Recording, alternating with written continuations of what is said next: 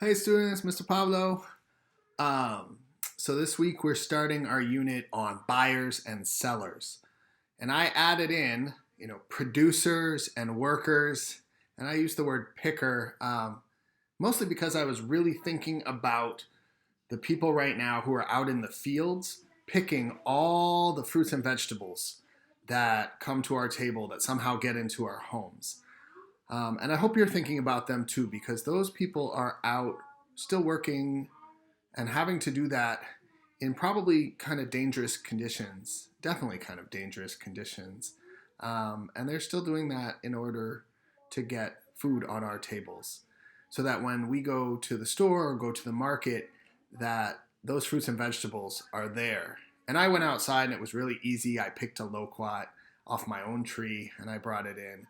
But I'm really thinking about those people, especially because we've had several special days. May 1st was the International Workers' Day.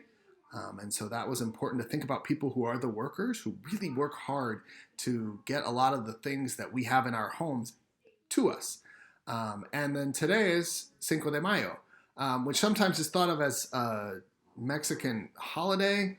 But from my understanding and research and talking with friends of mine who are from Mexico, that's not really what it is. It is a celebration of the victory in 1862 at the town of La Puebla when the French had come over to collect a debt.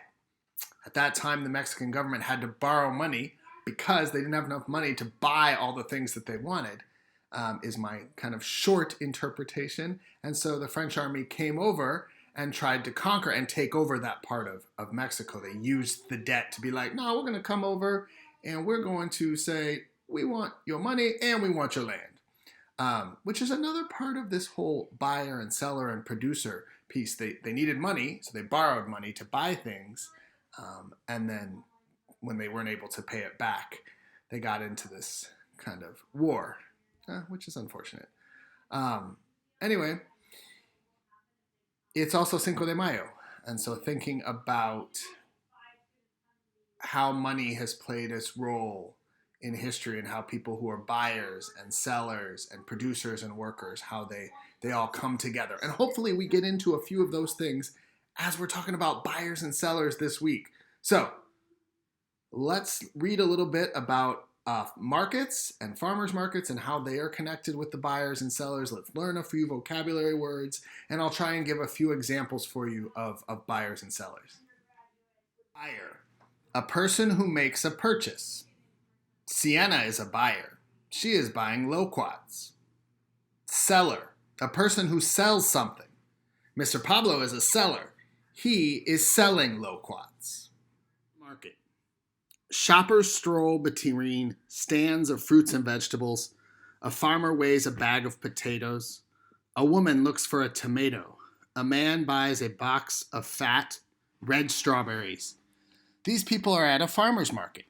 A farmer's market is a place where farmers sell the food they grow. People can buy things they need at a farmer's market. Some markets also sell baked goods, handmade crafts, spices, and fresh flowers. Farmers markets take place in towns and cities across the country. They take place all around the world. At a farmer's market, farmers have their own stands. They display and sell their goods at their stands. In places such as California or Florida, the weather is warm all year.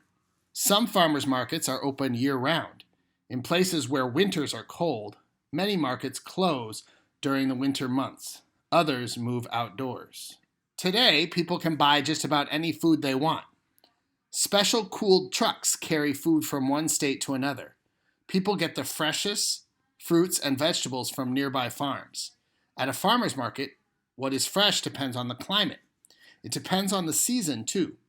Cherries grow best where winters aren't too cold and summers aren't too hot. They grow well in northern states like Washington and Oregon. People can buy fresh cherries in May through July at farmers markets there. People in many other states buy cherries that are brought in by trucks.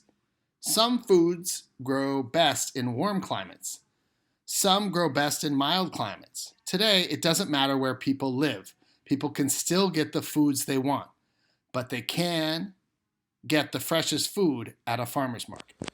kind of all types of cool examples of buyers and sellers and producers, farmers here. So this is our pack of eggs. Really interesting.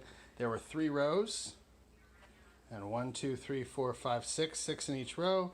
3 rows of 6, so we had 18 eggs, meaning if there are 6 gone, I had 18, there are 6 gone. There are 12 left. That means I have 6 in here. 1, 2, 3, 4, 5, 6. Because we're making breakfast burritos this morning. But someone had to go and get those eggs from the chickens. Chickens lay the eggs, and they put them in, they packaged them in this box, and then that box was then taken somewhere and put up for sale. And once it was put up for sale, someone had to come, like me, and I came and I bought this pack of eggs. So again, buyers and sellers, producers, farmers, pickers, workers, all types of people involved in breakfast this morning. Forgot to mention that we also buy a lot of avocados in our house. We love avocados. And again, as we were talking about with the loquat had the seeds in the middle. Avocado has an enormous seed in the middle. If you have an avocado at home, you can also replant that seed by sticking some toothpicks in the side, or if you have other little sticky things, and putting the bottom of it in water and see whether or not it will grow. Great little activity.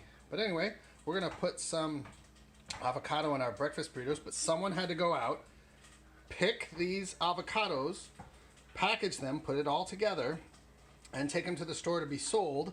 And I went to the store and bought a bag of avocados. So we have so many examples of buyers and sellers in just making breakfast. And you can see I have the beans, I have scrambled eggs, tortillas, avocados. So many things had to go into making this breakfast burrito this morning. I challenge you to look around your house and what kind of examples do you see of buyers and sellers? What could you show me as an example of how you have been a buyer or a seller, your family's been a buyer or a seller, and how that comes together in your house? Good luck. In case you were curious as to how the breakfast burritos came out, here we go. And as the creator of these breakfast burritos, I now have to deliver them to someone who's going to eat it.